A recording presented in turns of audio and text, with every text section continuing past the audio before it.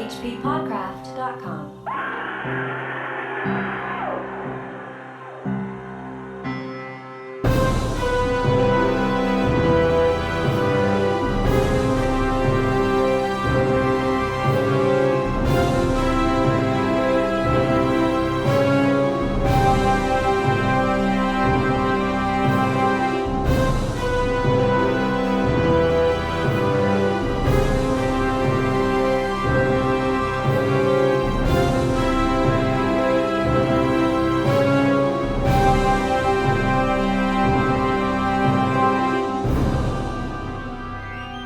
The Colossus. Chapter 1, The Flight of the Necromancer.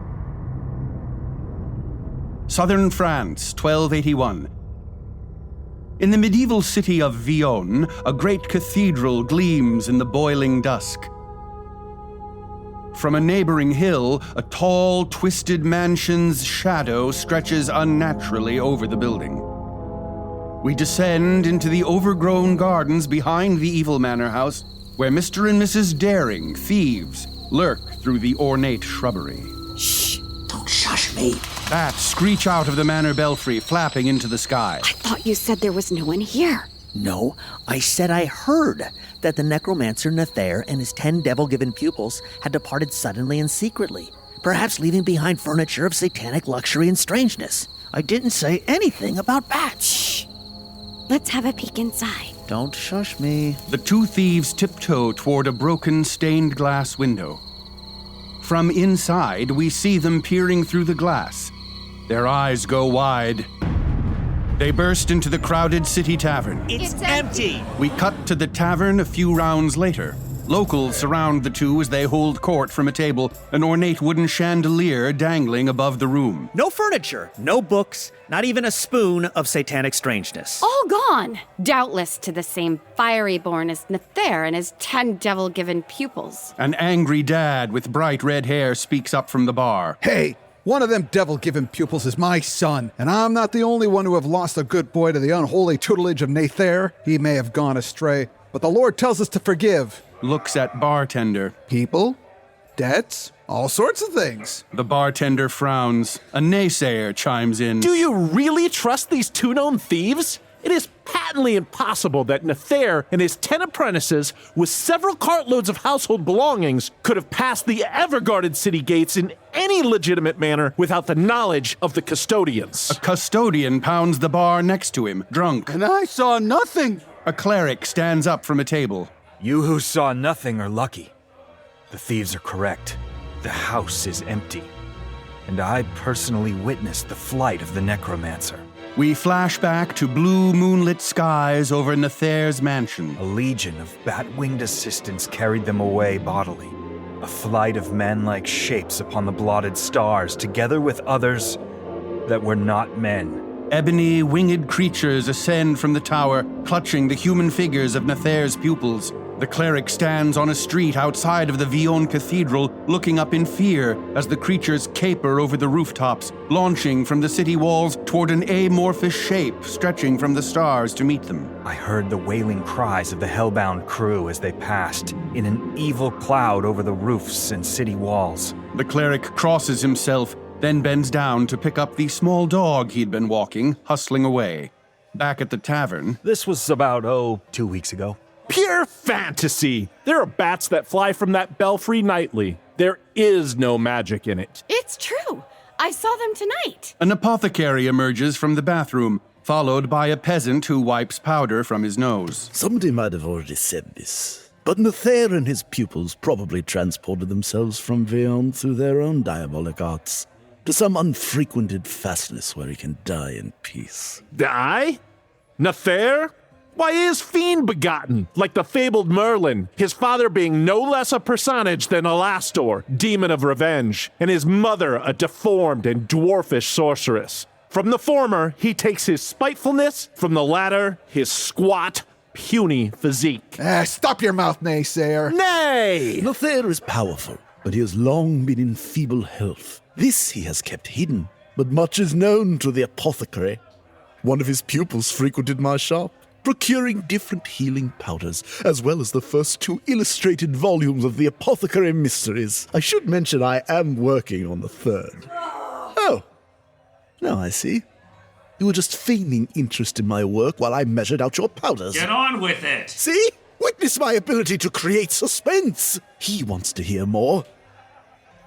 Anyway, this pupil of Nether's, an ugly boy with bright red hair. Hey! We see the tower of the mansion open up against the night sky, and a giant brass orb of rotating rings and lenses emerges. He told me that Nether had lately cast his own horoscope for the first time in 50-odd years. The figure of Nether walks out onto a platform within the astronomical wonder, staring up into the stars. He had read therein an impending conjunction of disastrous planets, signifying early death. Cosmic explosions reflect in Nether's eyes. He hopes to die in such peace and serenity as might be enjoyed by one who stands between the flames of the Auto-da-Fé and those of Abaddon.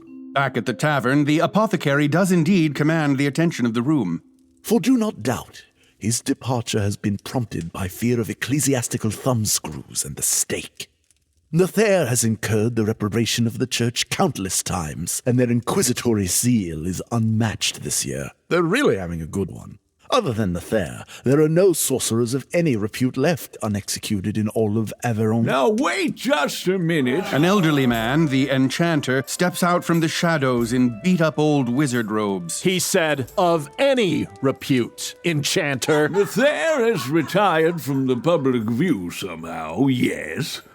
But merely so that he might commune without interruption with various coadjutive demons, and thus might weave unmolested the black spells of a supreme and lycanthropic malice. He didn't just move away or anything. He's still around.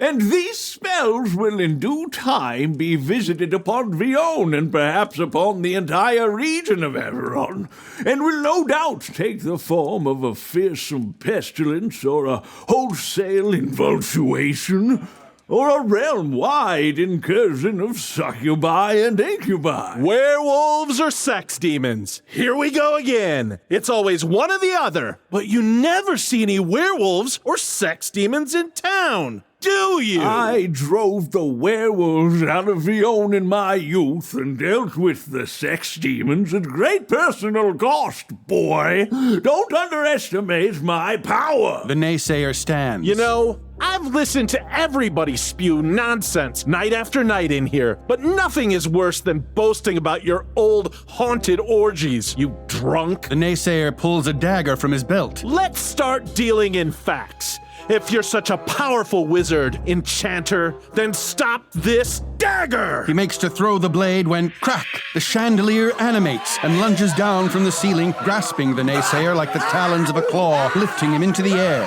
The crowd gasps as his knife clatters to the ground. What the hell? Oh God, run! Enchanter! Gaspard du Nord, a handsome young sorcerer, steps out of the shadows, clutching his hand in the air. I was going to let you take credit for this, you old fool. He opens his hand, and the chandelier draws back to the ceiling, releasing the naysayer, who crashes to the ground. If Nether is gone, it is good. Why indulge in somber gossip and lurid speculation? Gaspard drains his cup and places it on the table. He shakes a pouch from his belt over his palm. A few beans and one small coin fall out. He glances up at the bartender, who waves him off. Gaspard leans down and grabs the naysayer's dagger, tucking it into his belt and nodding at the enchanter. As he exits, we see a young girl's eyes watching through a window. Outside of the tavern, the girl, Aggie, approaches Gaspard as he steps out. That was quite something, sir. Magical. Gaspard looks her over suspiciously, then relaxes. You know, I thought so too. Thank you for saying that. You're welcome. I haven't seen you around here before. Visiting? No, I live at the edge of town. This was a rare luxury for a poor student. A lot of lines on your face for a student. Have a good night. Wait! You're in luck, because tonight only, I'm offering a student discount. She pulls a long rope. A metallic grinding sound catches Gaspard's attention. From the shadow of the tavern, a clockwork reanimated horse, Magnifique, lurches out into the open, a wooden cart hitched to it. It marches toward them, clicking rhythmically. What is that? Magnifique. He's my horse. Or was. He died. What did you do to it? My dad and I took what was left and got it running again. It's a clockwork thing now. It actually smells nice. Like leather. Huh. Well, you're very clever. But I'm very poor. It's free. That's the discount. Gestures to the tavern. If they see you do it, they might try it. I don't want to go into the family business, okay? We cut to a long, dark dirt road. Aggie steers Magnifique from the cart, Gaspar sitting behind her, the horse chugging and whirring along. Gaspar whistles softly, and a will-o'-the-wisp appears on the roadside in the distance, lighting it in ethereal blue, dissolving before they meet it. I wish I had a sorcerer with me all the time. It gets awful dark when there's no moon. Although there's a full one coming, and that can be just as bad. Gaspar whistles again. Another wisp appears down the path. They're only wisps. In the old days, people stumbled upon the right whistle and thought they were summoning light from the very air. But now we know that it's only a mating call that the wisps respond to. Oh. There's some kind of animal? No, they're ghosts. But it's not magical light or anything silly like that. Only common ghosts. So you're a scientist? I am. You're Gaspard, the hermit who wastes all his good looks studying. My sisters talk about you. They say you're a student of Nether the Necromancer. I was. Let's not revive the memory. Nether imparted much rare and peculiar knowledge to me, but I chose to withdraw from the household after learning the enormities that would attend my further initiation. He does things with dead bodies. I prefer not to talk about it. He's been tolerated because he assists in furthering this town's dubious affairs. But when he first arrived, he was stoned in public for his brooded necromancies, and permanently lamed by a well-directed cabal. He never forgave that injury. They mock him, but he possesses remarkable power. A mesmeric persuasion. His vanishment is a providential riddance. I stuffed this horse and made it run again. Does that make me a necromancer? No. You've made a clockwork, and a quite good one. Nether would rend the horse's spirit from its peaceful grave, enslave it, make it do the work of your gears. His power comes from the breaking of things. Oh, no. It's better to fix things. Too many men like Nether hoard knowledge and use it to their own selfish ends. I endeavor to create a great volume of knowledge, the summation of many lifetimes' work, so that people can be free of destructive creatures like him. It's quite noble to sacrifice your youth and society for others. Sweet child, don't be so naive. Once I'm done, I'll use my magical knowledge to travel to the far future, a time and place much less disgusting, and reap the dividends of my nascent science. These idiots here are on their own. What does a ghost mate with?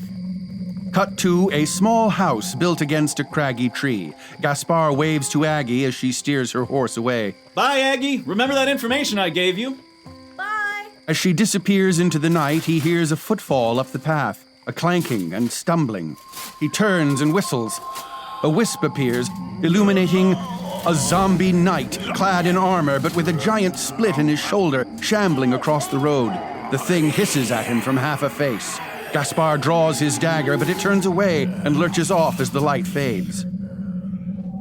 Cut to Gaspar's attic. The large room is sparsely furnished, but crammed with books, lab equipment, and curious knickknacks. An oblong mirror, framed with an arabesque of golden vipers, rests on a table. Gaspar seats himself in front of the mirror. Show me the whereabouts of Nether. The reflection of his face dissolves into a vision.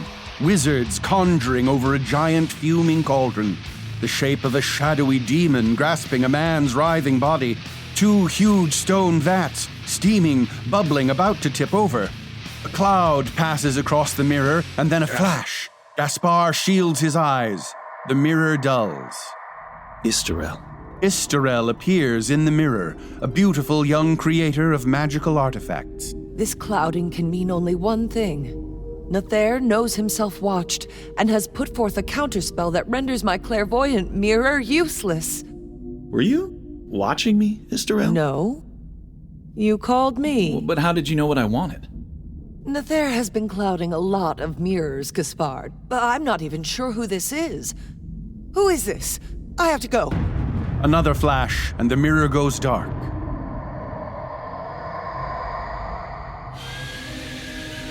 Chapter 2, The Gathering of the Dead.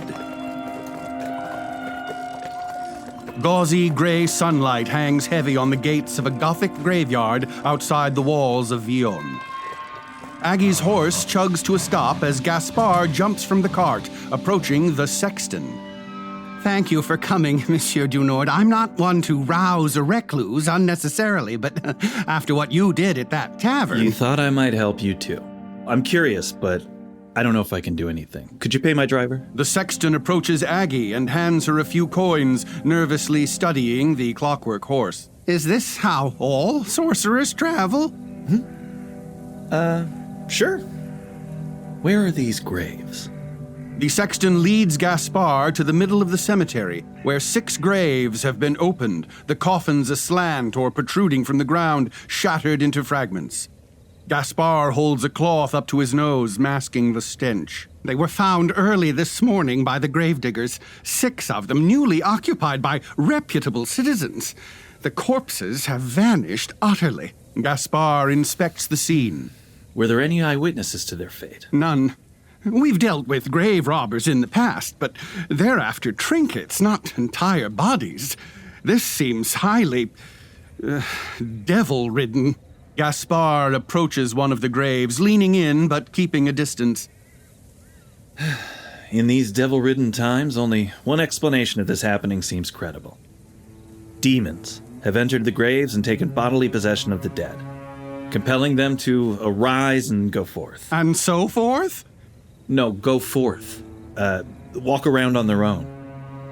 The coffins have been shattered from within, as if by the use of extra-human strength, and the fresh earth itself was upheaved, as if the dead men in some awful, untimely resurrection actually dug their way to the surface. Crossing himself. What do we do? Oh, I don't know. Build a fence? Although keeping them in might not be a good idea either. Maybe it was a one-time thing. I wish you luck. He reaches out to pat the sexton on the shoulder, but just sort of pats the air and walks away. That's it? The sexton chases Gaspard down as he returns to the gates and mounts his cart, Aggie starting the horse's engine. But surely there's some spell, some way to make them return. There is a way, yes, if you can find them. Can you find them? I knew these men. They were my friends. I'm sorry. I'm just in the middle of a huge project. It's not... I'd like to help, but... Let's go, Aggie. Aggie pulls levers and the horse moves. The sexton shakes his head, then walks away, cursing. The girl steers the horse and it turns to follow the sexton. What are you doing? I need to turn it around. You could have done that while I was in the graveyard. The sexton notices Magnifique at his heels and jumps. Are you following me with that thing? I'm so sorry. We're just giving it a... Be done in a minute. We have to turn it around. Sorry. A long, awkward moment as the horse slowly turns around. The sexton stands there, watching them, angry. Sorry. Finally, we cut to the road where the two have gotten some distance from the cemetery. Gaspard looks back as the sexton stands outside the gates, watching them go. Is he still there? Yes. Maybe you should help him. Okay, well, did he pay you? Yes. Great. That was the actual purpose of the trip. See? Now we're even. Don't get me wrong, he seems very nice, but I don't want to get involved. I have my own work to do. People just assume because I'm a sorcerer. I get it. Gaspard watches as the sexton closes the gates.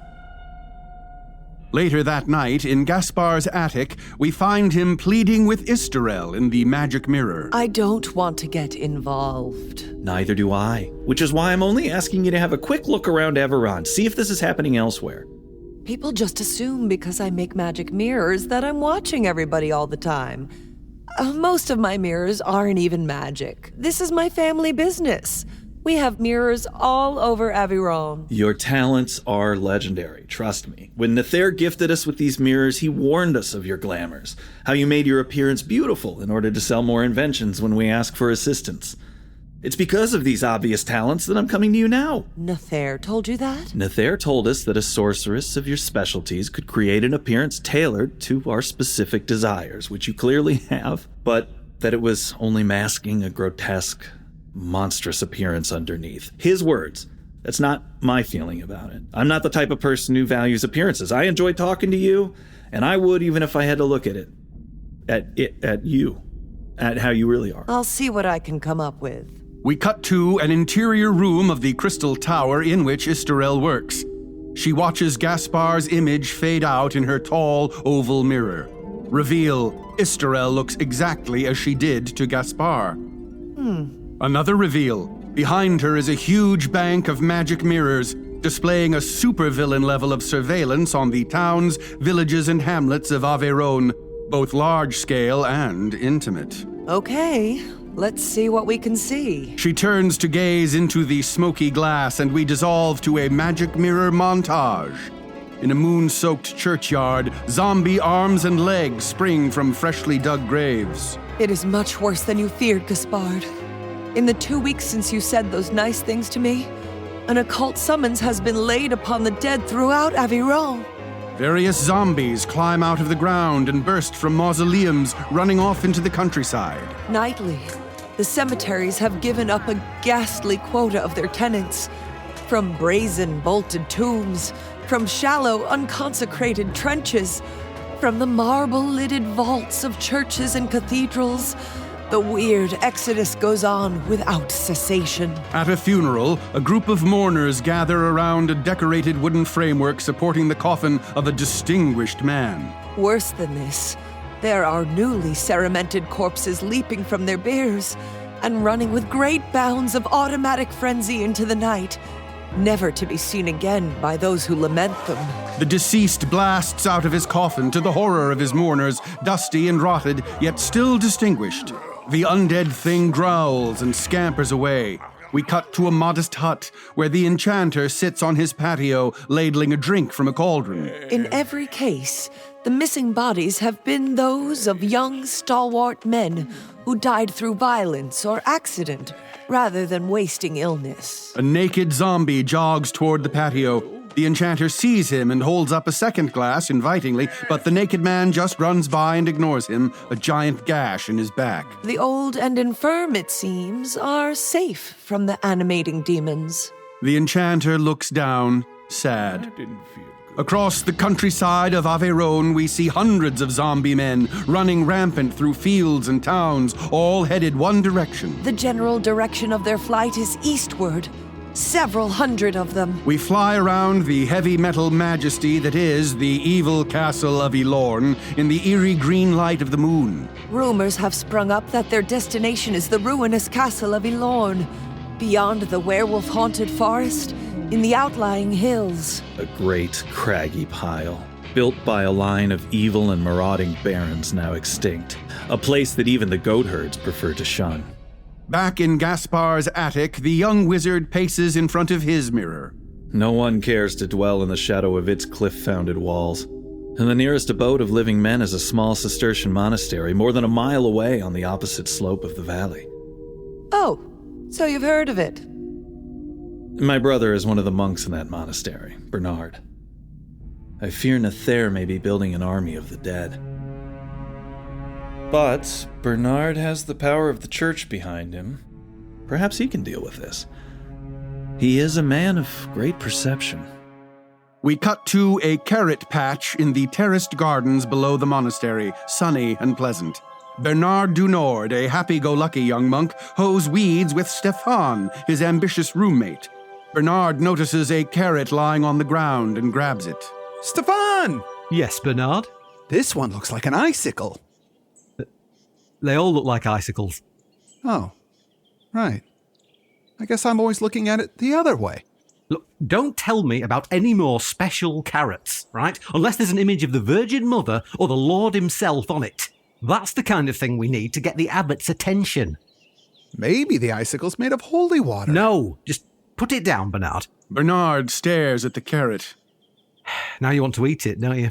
Because I told you to put it down. No, I was only thirsty from working. It's not literally an icicle now, Bernard. Give me the carrot. Bernard pulls away, notices something in the distance. That's a rare sight. Stefan follows his gaze.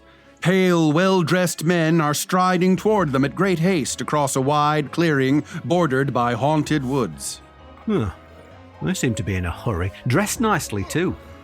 What, is there an event? Bernard takes a bite of the carrot. Stefan slaps it out of his hand. What did you do? Why weren't we invited? Crackling sounds from the woods. A few dozen more zombie men break through the trees. Maybe it's a race. Stefan looks around, suddenly frightened. There is nowhere to hide.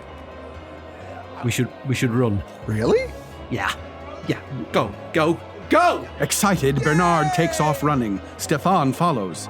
A second later, Bernard charges back to the patch and grabs his carrot from the ground. Leave the bloody carrot! Huffing and wheezing, Stefan chases Bernard up the steep hill toward the humble monastery. Behind them, the horde of zombie men gain ground. Stefan stumbles and falls to the ground. Bernard skids to a halt and turns. He sees the zombie men more clearly and frowns, then runs to Stefan. Bam! A zombie farmer with mold covering his body collides with them, and they all fall to the ground. More running zombies trample and leap over them. The monks manage to roll away from the growing marathon. They watch as the runners mount the hill. They crawl to the edge of the hill and behold the obscene procession headed into the valley toward the castle of Ylourgne, atop the opposite peak. Cut to a monastery hallway, in which the abbot strides toward a door to the roof, Stefan and Bernard jogging behind him. Yes, you are not the first to report such strange scenes. They emerge onto the monastery rooftop. Theophile, a stout monk, sits on a crenellation, drinking a bottle of wine, looking out over the valley. Theophile had a vision near Ylourgne last night while herding. The horrors he witnessed have caused him to make over-frequent visits to the wine casks today. Bernard goes to the monk and touches his shoulder. Theophile looks up at his friend. Theophile, not drinking again. There were flaring lights where lights should not have been. Uncanny blue and crimson. Hideous noises, anvils and hammers. Brimstone and burning flesh. The place has been occupied from beneath by subterrestrial beings. Well, they're probably getting it already. There are people on their way there right now. We just met them. Bernard points just as the horde of zombie men appear in the valley, rushing toward the castle. Theophile whirls to see. God in heaven. An army of monsters. Bernard returns to the others as Theophile stretches over the edge to see the running undead. We must redouble our toil and austerities. This is the archfoe's activity in our neighborhood, yes. But since the old castle is a place abandoned by men, it would be well to mind our own affairs unless there is overt satanic hostility. This is for the Lord to sort out. As the abbot nods, Theophile tumbles soundlessly over the crenellation in the background. All three monks turn slowly. From below, we see them looking down over the monastery wall. Reveal, Theophile's body lies twisted on the ground. It looks like he broke his neck. The abbot straightens up, looks at the two monks. I'd like to keep this quiet. Of course, Father Abbot. But poor Theophile. We don't want it to get out. He was back to his old shame. Why don't you gather up his body and have a small private funeral? Just the two of you. We'll say he ran away. Just the two of us? Brother Bernard, a two-person secret funeral is the highest honor a monk can receive. Bernard looks to Stefan, who nods. He deserves it. The abbot smiles. I like you two. Listen, I'm sure the other monks might be a bit disturbed when they see the horde of running men. For now, I have them cloistered in prayer. Help me keep them calm until it passes. We shall double our toils, Father Abbot. The abbot pats him on the cheek, pleased. Later that day, in the monastery chapel, Theophile's body is laid out on a table. Bernard kneels on the floor before him, praying quietly. Quite suddenly, Theophile sits up, his head lolling horribly on his broken neck. Bernard jumps to his feet. Theophile! The corpse stands, looks around as if confused, and then hastily runs from the chapel. Moments later, Bernard emerges onto the rooftop again and runs to the edge, Stefan following. But what is it? Bernard points down into the valley. Look, Teofil really ran away. We don't have to lie to everybody. In the distance, we see Teofil running toward the growing horde of zombies, his head bobbing around weirdly. Lord help us. A number of other monks crowd out behind them suddenly. What's going on here? Hey, everybody, come look at all this crazy satanic stuff out here. It'll really freak you out. Stefan frowns at him as the monks crowd around for a view. In the valley, we see hundreds of zombies shamble run toward Ylourgne, storm clouds gathering around the ruined castle.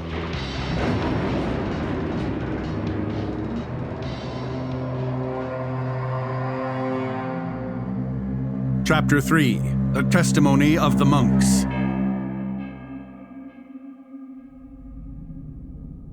We see Bernard's image in Gaspard's mirror. His face is bruised. I can't deal with this. Reveal Gaspard in his attic, sitting across from the mirror. What happened next, brother?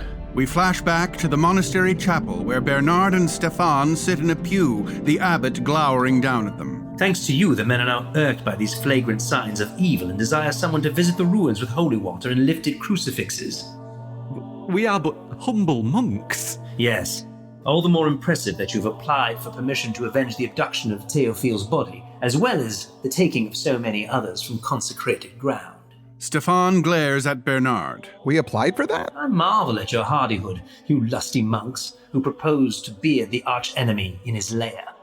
But I give you permission to go forth and drive the evil from Ylourgne. Thank you, Father Abbot. Just the two of us? Oh. The abbot leads them into a small workshop, the walls lined with various swords and axes. A hunchback is busy at work. We will, of course, furnish you for your challenge. Oh, great! The abbot crosses to a table and lifts two large, ornate crucifixes. He hands one to Stefan. These are great crosses of hornbeam. Feels kind of light. It is the only weapon a servant of God needs, my son. These are not men you face, but demons. With faith, you are invulnerable. You do have faith, don't you, brother? With all my heart and soul. I'll take a mace. You could brain a knight with that one up there. Ah, but pay attention, Brother Bernard. These crosses have a special feature. Look, it appears to be just an ordinary crucifix, but when you hold it up like this... Yes? What? You can smash somebody with it right in the head. Watch! He pretends to hit Bernard with the cross in slow motion. Oh, wow. We cut to Stefan and Bernard tromping through the desolate valley to Ylourgne, carrying their crosses. Can't believe you got us into this. Just think if we actually clear the place out. You've been wanting to impress Father Abbot for ages. This is just the thing. Yeah, I wanted to impress him with my austerity. He sent us out to die. But maybe you're right. We do have God on our side. When you have, faith, God fights all your battles for you, doesn't he? That's the whole point, isn't it? Maybe this is a blessing in disguise. Boy, that'd be great, wouldn't it? What do you mean? I don't necessarily go in for all this God stuff. Bernard, you're a monk. Yeah, I like being a monk. The gardening, the singing, the low expectations. But the rest of it seems a little silly. Such blasphemy! I'm simple. It's probably all just over my head. Teofil did come back from the dead after all. I didn't see that one coming, so who knows? The two struggle over the precipice of a hill, revealing Ylourgne a short distance away. There is no evidence of occupation or activity. The two monks approach the castle. The deep moat that once surrounded the place is dry and partly filled by crumbling earth and detritus from the walls. The drawbridge has rotted away, but the blocks of the barbican, collapsed into the moat, have made a sort of rough causeway on which it might be possible to cross.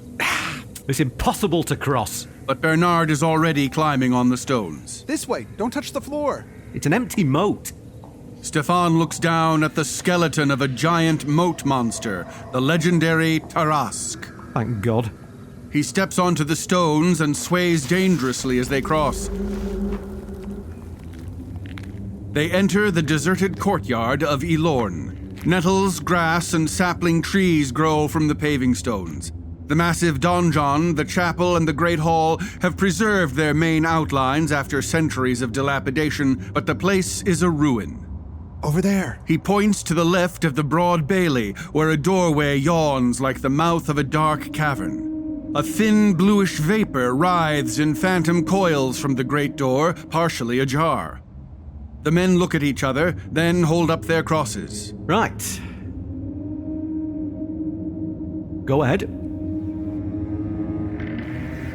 The sunlight blinds them momentarily as they enter the castle. As their vision clears, the scene reveals itself. They are standing on the threshold of a colossal chamber made by tearing down upper floors and inner partitions, details revealed in shafts of sunlight. As they take it all in, a shadowy, gigantic demon flies down into the space, dropping coal into the top of a furnace. The monks hide behind a column and observe. A man-sized demon tends to the furnace. Next to him, a familiar breathes fire across the coals.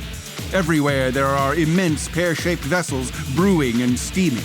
Several other demons hover over a great fuming cauldron, chanting and waving their arms. Against the opposite wall, there are two towering stone vats. Bernard and Stefan are unable to see more than a whitish glimmering from one and a ruddy luminosity from the other. Bernard squints through the smoke. Between the vats, he can just make out a low couch made of luxurious, weirdly figured fabrics.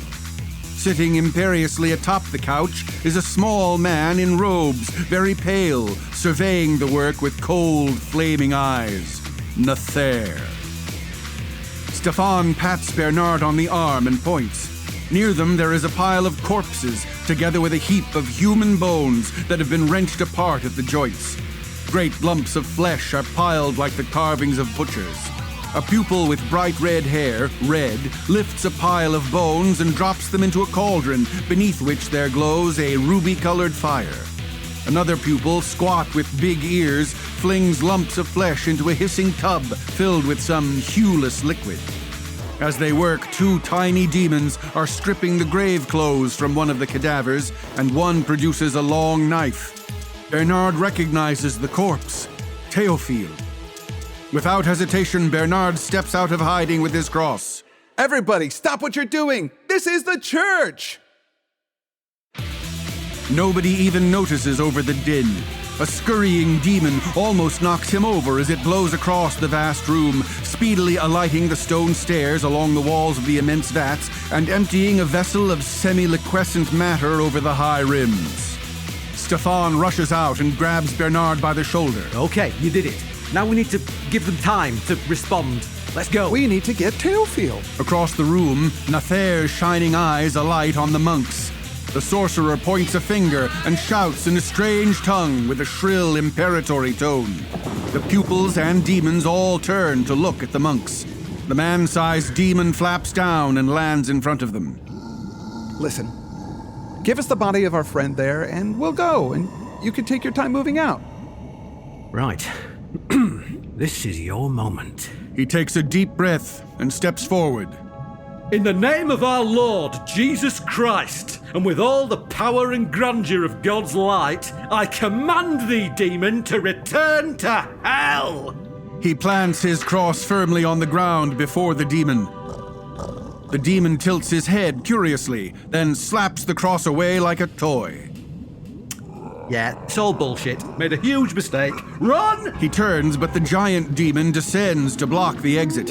When he turns again, Red lunges at them and flings a thick liquid into their eyes. Everything goes red. Cut to Gaspard's attic, where he listens to Bernard describe the scene from the mirror. We were blinded by the fluid. It really stung. And then I passed out. How did you escape the fate of the others? Well, you saved me. Cut to black. We hear the voice of Nathair. Arise. A blurry outline of Nathair on his throne. Stefan and Bernard climb to their feet, their hands bound behind them. Bernard falls. Demon laughter rings out in the huge chamber. He climbs to his feet again and shakes his head to see Nathair sitting atop his luxurious throne, bemused, the fire in his eyes at bay. These are the great crusaders sent from the monastery. Come before me, Red and Big Ears push them forward and Bernard falls again. Stefan pulls him to his feet. What is your name? Brother Stefan. Brother Stefan, an adult man. Somebody told this adult man that there is an invisible Sky Father with a mysterious plan for him, and he believed it so much that he's dressed like this. That thing with the hair, the bald spot, that's on purpose, you know. He agreed to that. Oh, the Lord works in mysterious ways. You must suffer, but it is not for you to understand. You will be rewarded only sometime later, after you're broken and spent. And the more you suffer now, the greater the reward. Trust me. These are the words of pimps and slavers. I've heard them in various iterations my entire life. Never more than in the mouths of holy men. Mouths that wriggle and shake while their hands touch and steal. He looks to Bernard. What's your name, handsome? Bernard de Noord. Not Gaspard de Noord's brother. You know him? Unlike me, Gaspard has always been very popular. Shame he hasn't been able to see what we're working on. Nathaire looks up and speaks a strange set of words. A demon descends into the room and flies toward Theophile's body, entering the corpse's nostrils inch by inch until its horned and bestial head is withdrawn from sight. Because you are Gaspard's brother, I'll allow you to return to your kennel. Theophile sits up, his head bobbing. Another demon hands the zombie one of the hornbeam crosses. And take with you this message. Back in Gaspard's attic, Bernard passes the message along. They that came here as many shall go forth as one. An army. Just as I feared. And then another demon flew into another body, and that guy had a huge wound right here with his guts all hanging out and ropey parts. No, I don't need to know those details. Flashback to the exterior of the castle. Bernard and Stefan running for their lives in slow motion. Behind them, reanimated Theophile and a nude, disemboweled zombie emerge from the door, swinging the hornbeam crosses high in the air as they give chase. They beat us with our own crosses all the way home. Look at my back. In Gaspard's mirror, Bernard reveals his back, covered in bruises. Gaspard flushes with anger. My little brother. Bernard pulls his robe into place and sits. It reminded me of when Dad beat you with your own ponytail. It was that humiliating. Yeah, okay. What did the abbot do? Cut to the monastery chapel, where the abbot is surrounded by monks. We will face this menace with triple austerities and quadruple prayers. Bernard and Stefan are seated in a pew, looking at each other in disbelief. Back in the attic. I don't want to be a naysayer, but I think we need actual help. Yes. It is clear to me now that some gigantic menace, some black infernal enchantment is being brewed within the ruinous walls of Ylourgne. This malign, moribund dwarf is all too readily identified as our missing sorcerer Nathaire, and as underlings it is playing on Nathaire's pupils. Still, maybe there's a way for me to stay here and... Chapter 4. The Going Forth of Gaspard du Nord. Chateau du Nord, a richly appointed manor house in Ylourgne, gleams in the morning light. Inside, Gaspard kneels before his father, the Marquis du Nord, who sits on a high chair flanked by racks of ceremonial spears. His mother, Lady du Nord, and his sister, Sephora, sit on either side of him in all the trappings of nobility. I have to go. There's no other way. Your brother gave himself up to the care of the church. Why should I pay to take him back? I have seen in the stars the foretokening of a great evil that is to come upon all Averon. But the nature of the evil must still be discovered. I have no desire to travel the many miles to Ylourgne, but it seems I must, and at speed. Oh, I didn't realize stargazing was involved. Let me get my wallet. Will you return from the study of this doubtful science and take your rightful place as my heir? I will. And I will immediately bequeath my powers and possessions to my sister Sephora. And I accept, Gaspard. Marquis du Nord gets to his feet, seething with indignance. My friends laugh at me. The Marquis storms out of the room. You shouldn't mock him. Others suffer for it. She rings a bell. A servant enters with a cloak and spear. The Marquis will not allow me to help my son, but by his mercy I am allowed to give you the cloak and spear you left behind. The servant holds the cloak and Gaspar nods to her, slipping into the garment.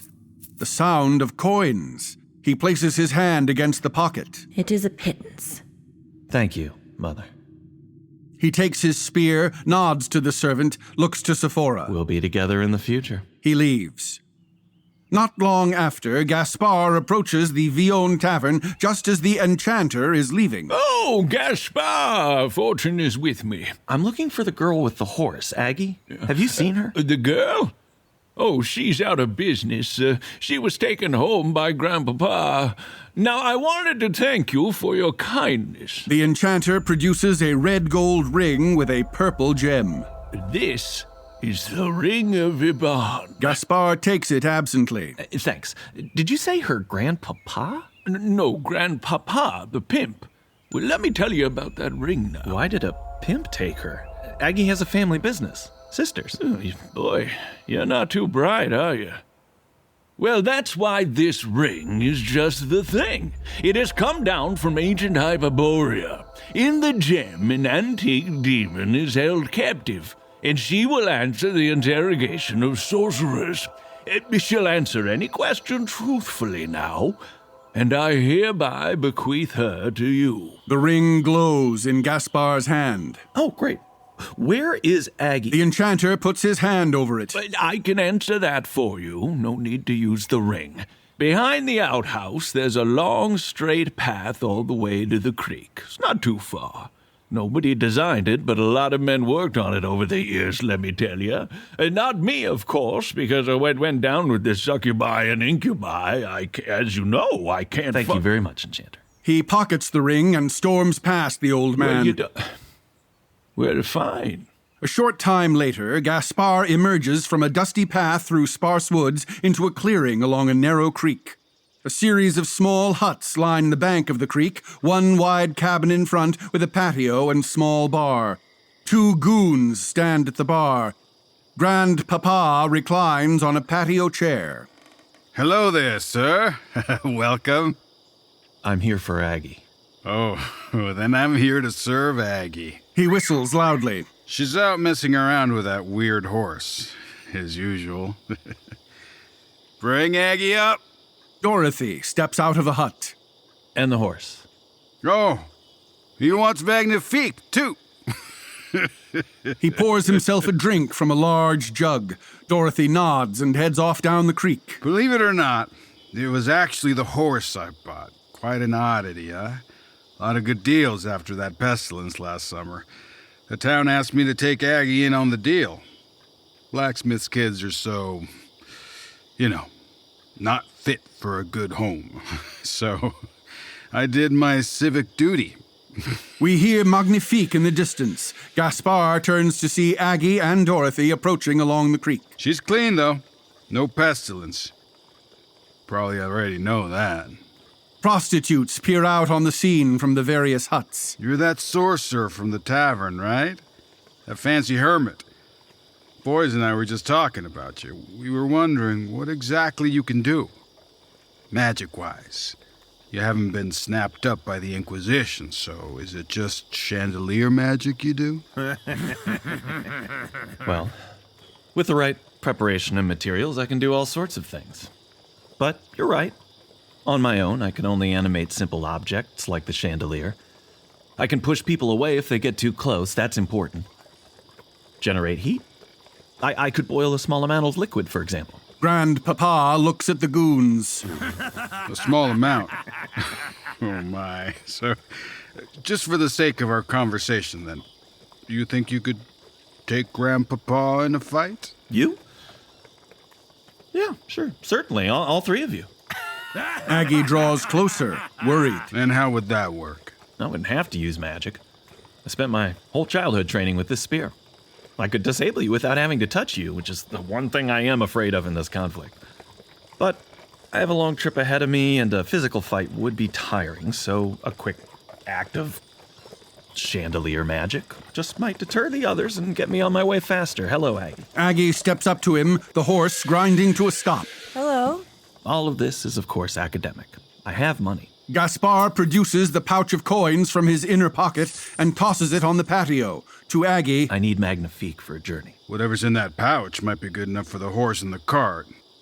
Might even be good enough for the girl. For an hour or so.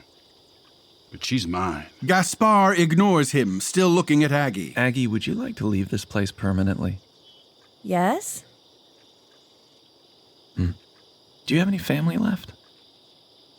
She shakes her head no, placing her hand on Magnifique. Very well. There's more than enough to cover your losses in that pouch. She's leaving with me. I'm not some drunk naysayer magician. I'm Grandpapa. Boys. The two goons lift their swords. Here we go. Seems like this isn't academic anymore. Crack! With a twist of his hand, Gaspar animates Grandpapa's chair, and one of the legs blasts up through his thigh like a stake, spraying blood into his face. Disgusted, Gaspar makes a shooing motion, and the chair begins dragging the screaming pimp away across the patio. The goons turn to Gaspar, clutching their swords. Before you guys bother, the small amount of liquid I can boil, it can be eyes. I can just boil your eyes. Don't make me do it, please. Both goons drop their swords. It's only a job. These girls are my friends. I don't need all of this. Prostitutes and Johns emerge from the huts, the naysayer among them. Dorothy snatches the money from the patio. This is mine. I'm in charge now. Gaspar looks at the men. That's fine with me. I would love that. I would actually prefer that. Great. Good. Well, good luck then. Everybody have a good day. Aggie? She starts the horse. Gaspar climbs into the cart and they chug off down the path. The naysayer turns to his prostitute as the other women stalk toward their screaming ex-pimp. When he said naysayer, was he talking about me? Is that how people really see me? Aggie drives the cart along a path. Some time has passed. I hope you'll forgive me, sir. I know you needed that money. It was a pittance. And it's unthinkable that a person of your obvious talent should go uneducated. I need people like you. Working, thinking, building the shoulders of giants for me to stand on in the future, where no one will need face the depredations you just narrowly escaped. Uneducated? Are you taking me to Nether? Nether? No, of course not. But that's where we're going. To Ylourgne. No, that's where I'm going. Oh. Well, just so you know, I'll take you wherever you want. And then don't worry about me. You've done enough. I can take care of myself. I won't get in your way. Aggie, you've shown me the way. Gaspar reaches forward, placing his hand on her shoulder. Aggie seizes his hand, squeezing it tightly, closing her eyes against tears. Gaspar whistles and a wisp appears on the darkening path. Travel montage. They pass the familiar old cemetery as they leave gated Ylourgne. We'll avoid the forest for now and follow the river through the open, well-peopled plain. They travel along the glistening river, across a landscape dotted with small, distant farms. By morning, we should arrive at Moulin, where there is a small artifactory. A rustic town with a narrow, silvery tower on the outskirts. I've befriended a hideous creature that works there, Isterel. It's a long shot, but she and her family of monsters may be able to help. Gaspar and Aggie stand before the front door of Isterel's tower. He smiles down at her and then lifts his hand to knock. Isterel opens the door before he can. Yay, you're here! I'm so excited. We know everything and we're in. Hello, Aggie, I'm Isterel. She leans down and tussles her hair. You're going to have the time of your life in there. Go in, go! Gaspar nods at her. Aggie smiles and walks into the tower. Isterel and Gaspar look at each other. She curtsies in her silvery sorcery robes. He is stunned. A pleasure to finally meet you, Monsieur du Nord. You're so beautiful. Thank you. I don't normally wear these for work, but I knew you were coming, let's be honest. Your face, your expression, the way you burst through the door with so much life. How do you do it without the mirror, this glamour? Istarel blushes. Gaspard. He reaches out slowly, then taps her on the cheek. She slaps his hand away. Hey! I'm sorry? I thought maybe you were smooth or something. I'm an artifactor in a family artifactory. You're thinking of fairies with the fake glamours, pixies. This is what I actually look like. What?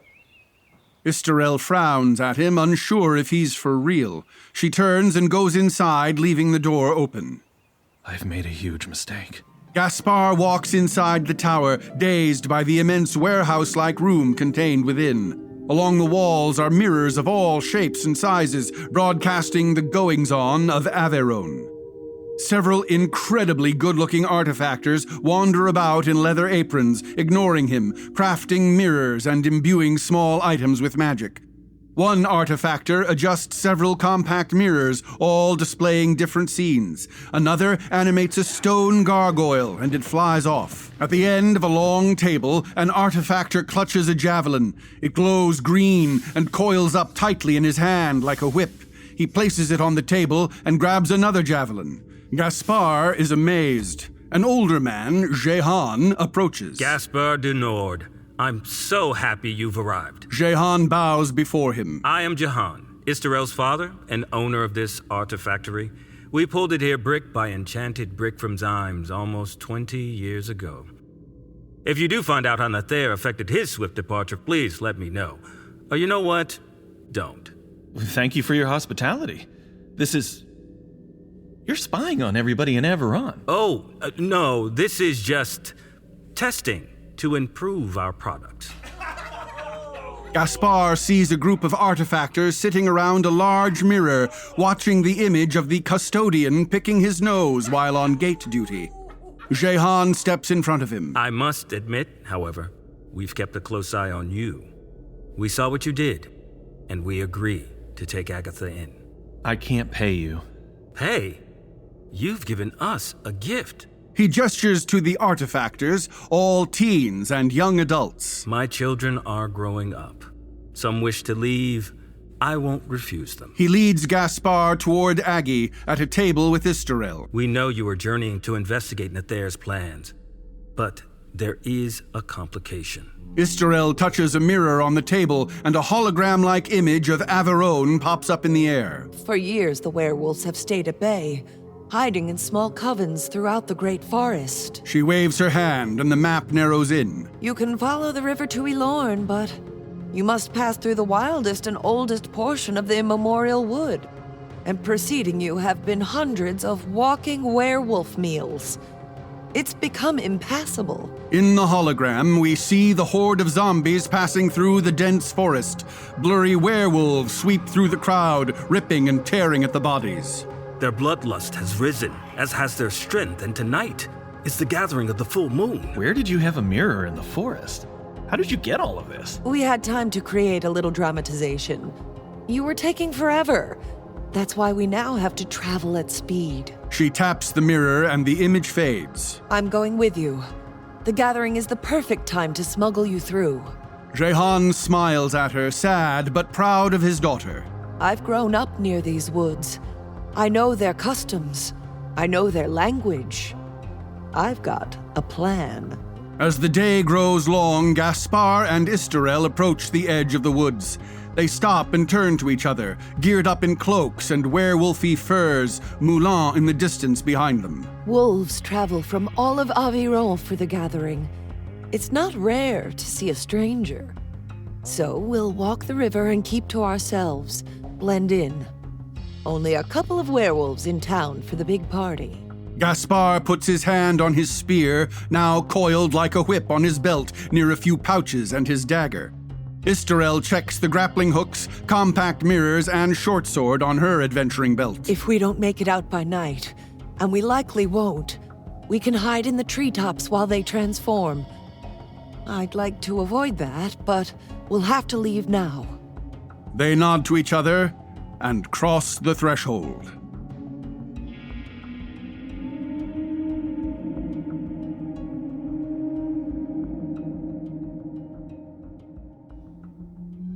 Chapter 5: The Great Lowering Forest. Shafts of daylight cut through the dusty air, immense trees, clinging mists, ghostly sounds in the atmosphere. Gaspar and Istarel walk along the riverbank, a large space between them. He steals a look at her. She catches him and he turns away, concentrating on the path. An awkward stretch of silence. I'm embarrassed. You shouldn't be. I admit it. I spy on people more than I should. But I'm very sheltered. In my family, the tradition is to strike out far and wide when you're old enough. But before then, it's the tower and not much else. If I did peek into your life, it's only because you're mysterious. And that's a good thing. Most people are all over their mirrors all day long. I mean, I've seen some things, let me tell you. I was talking about the misunderstanding about the glamour and how you look. Oh. I thought maybe that was a joke I didn't get. I'm just not very experienced. That's okay. Neither am I. I mean, I've seen some things too. I chose to be sheltered, to see the world through books. But because of that, sometimes in life, I read things wrong. He turns to her. I feel it's best to be direct. I'm afraid of doing another stupid thing. And that fear is obviously connected to a desire for you to fall in love with me. Oh. Well, I like you too.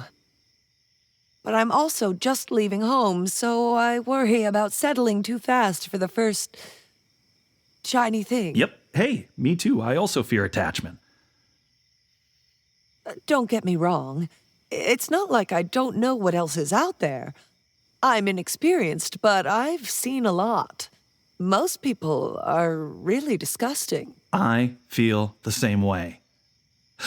Wait, I have a ring. That's what I meant by too fast.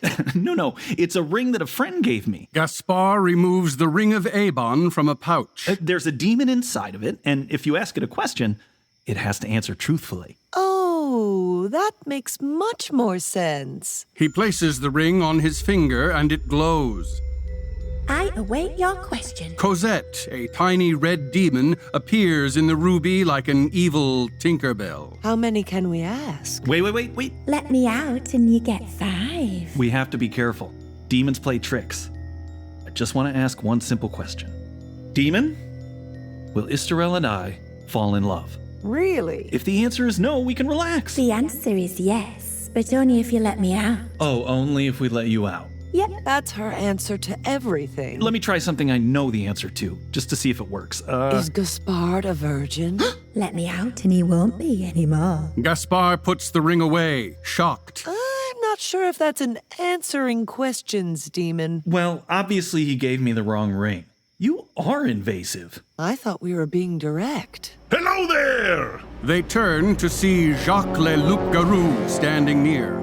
A brawny, bearded man in a nobleman's fine hose, tunic, and cap. Why are you guys dressed like werewolves? Gaspar freezes. Istarel steps in front of him.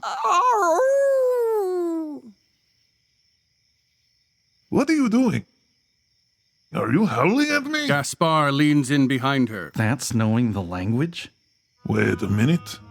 I know what you guys are up to. As he steps in close, we see his yellow eyes, long nails, and the pentagram charm around his neck. He sniffs at them. You're pretending to be something you're not. Gaspar's hand creeps along his belt toward his spear. You're pretending to be wolves who turn into humans instead of the other way around. Wolf wares, right? My mother used to tell me those old stories, but I know it's all bullshit. He clasps their shoulders roughly. You guys are just regular old werewolves, eh? That's right, regular werewolves. I knew it. But why not get dressed up for the party? This is so basic. Is this your first time? No, we've done this before. Oh? He's a little embarrassed. It's the first time for both of us. I knew it. Well, come on. Don't be embarrassed. I'll take you right to the center of the action. You are now the exclusive guests of Jacques Le Loup-Garou. They look at each other, then back to Jacques, smiling. Later, the three walk together along the river. And the fire is burning really high, and right then you throw the last piece of clothing in. Embrace the beast. But wait for the elders. You just watch me. When you see me naked, you'll know it's time. We'll look forward to that. Hey, I enjoy that chance to help somebody. The guy who wore these clothes, I killed him. Not when I was a wolf either. I killed him just like this. Regular guy kill. Wow. I know, it can get you down. All the killing. But enough of that. We're here to have fun. I'm not going to let you two out of my sight. Come on, I know a shortcut. Jacques dashes into the woods, away from the river, and disappears into the mist. Istarel touches Gaspard's arm. We need to get out of here. He suddenly appears behind them. What are you waiting for? Come on, you two, let's go! Le Loup-Garou pushes them forward. Cut to even later. As the three continue their trip through the woods, Gaspard and Istarel notice silhouettes creeping in the mist around them. And that's when I became Le Loup-Garou, the famous highwayman. I know it's on the nose for a werewolf, but you know what's ironic? My name is actually Wolfgang. Other voices laugh around them, snarling. Finally, they emerge into a large cleared space, wood stacked in the center for a bonfire. The day is waning. Around them everywhere are werewolves in their human forms, clustered in small groups, dressed in finery. Here we are, the scene of the crime. A lot of werewolves will tell you to be fashionably late, but I did that the first time, and this guy in front of me kept standing up on a stump. His rear end was in my face the whole time, even when he transformed. That part stays pretty much the same, so really boring. Ooh! Stay right here. I see this guy I tried to kill. He'll have a good spot for us. 1 second. Jacques scrambles off toward the bonfire. Istarel pulls Gaspard back toward the trees and then wraps her arm around his waist, studying the distracted partygoers. We should run.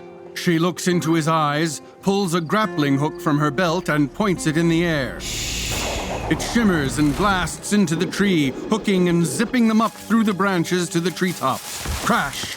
Rope retracts into the grappling hook as the two land in a thick grouping of branches far above the party. Gaspard grabs the tree to steady himself. What are you doing? Nobody was looking. I had to take the chance. She deftly climbs toward a break in the foliage and looks down at the clearing where Jacques has returned and is searching for them, confused.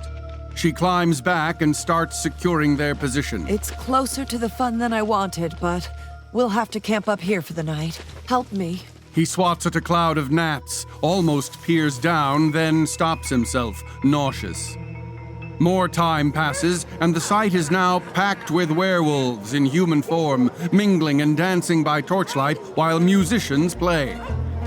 Far above them, Istarel and Gaspard have managed to make a narrow hammock between the tops of two trees, both sitting precariously with their backs against opposite trunks. Istarel peers down. We should sleep in shifts. With this noise, good luck. Actually, I think I have some sleeping powder from the apothecary. He pours a tiny bit into his palm and leans toward Istarel. I'll stand guard first. Just take it like snuff, and it'll put you out for a couple of hours. She pinches some and sniffs it, then sneezes immediately, blasting the powder up into Gaspard's face. Another jump in time, and the werewolves have begun the festival.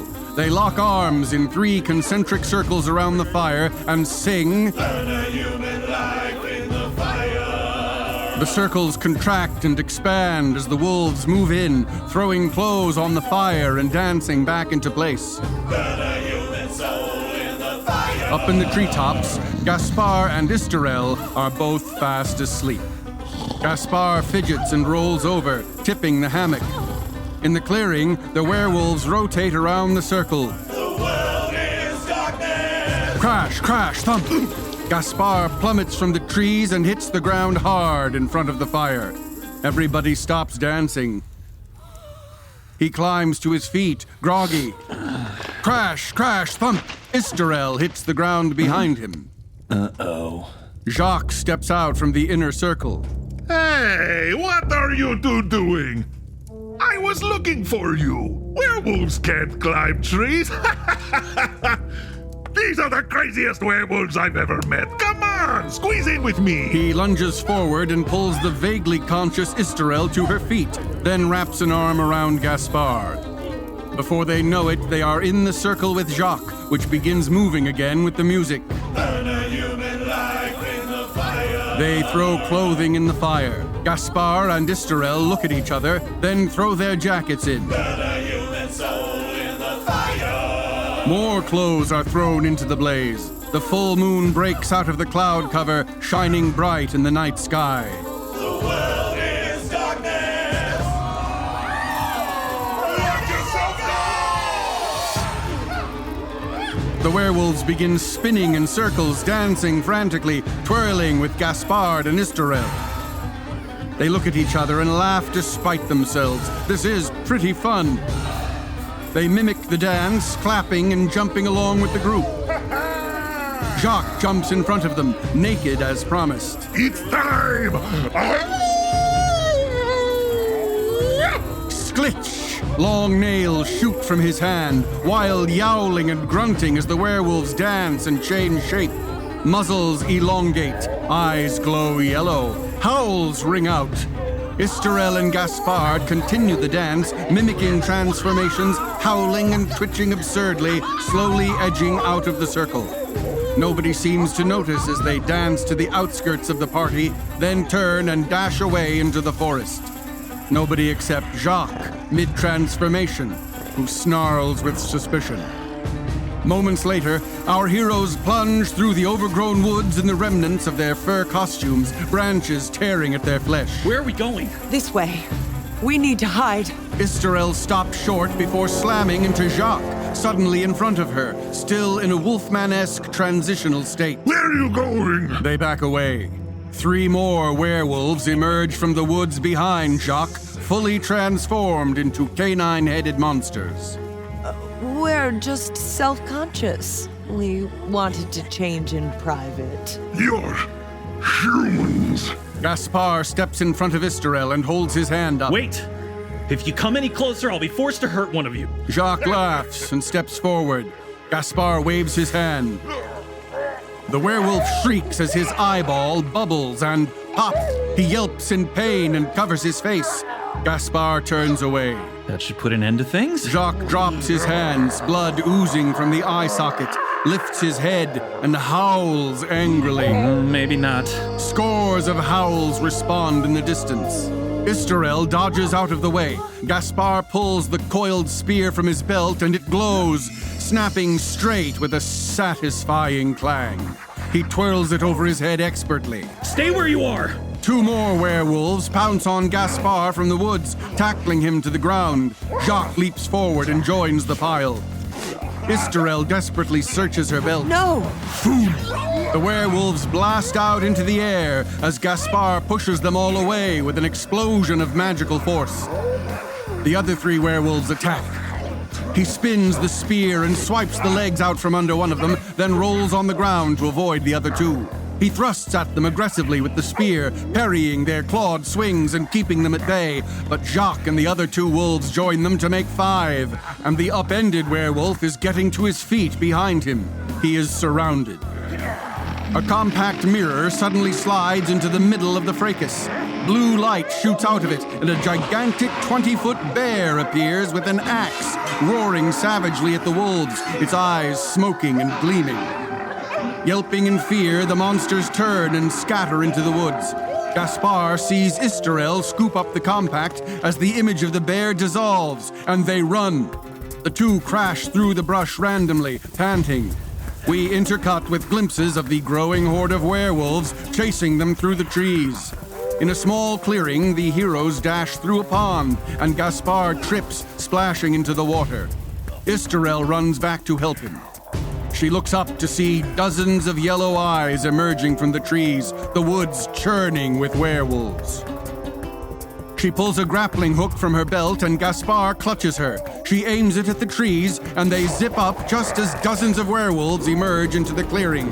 Whack! Gaspard smashes his head into a branch as they come to an awkward stop halfway up the tree, both grabbing on for dear life, only 20 feet above the ground as she fumbles the grappling hook. We intercut with the pack gathering underneath as the hook falls to the ground. Full werewolf Jacques emerges in front of the pack, his eye socket trickling blood. I want to go home. Gaspard thinks, then reaches into a pouch. On the ground, Jacques places his hands on the tree trunk, howls, and begins shaking it. The other wolves join him. In the tree, Gaspard produces the ring of Avon and shakes it. It glows, and Cosette appears inside. I await your question. Will you help us escape? The answer is yes, but only if you let me out. With a sudden lurch, the two are tossed from the tree and fall to the ground yet again. Jacques towers over them and howls, preparing to feast. Gaspard closes his hand around the ring and squeezes. Boom! Ruby light explodes and the werewolves shield their eyes, backing away. The light fades, and Cosette flutters up from the broken ruby in Gaspard's hand, still Tinkerbell-sized, looking innocent. Gaspard shrugs at Istarel. It was worth a try. Jacques leans over and sniffs the demon. He lifts a taloned hand and flicks at it, but Cosette flutters out of the way. The werewolf laughs. Cosette turns to Gaspard. Thank you.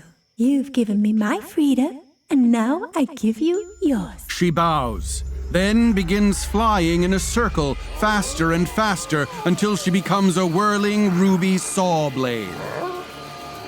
The wolves tilt their heads in confusion, unsure what to do. The demon saw zips forward.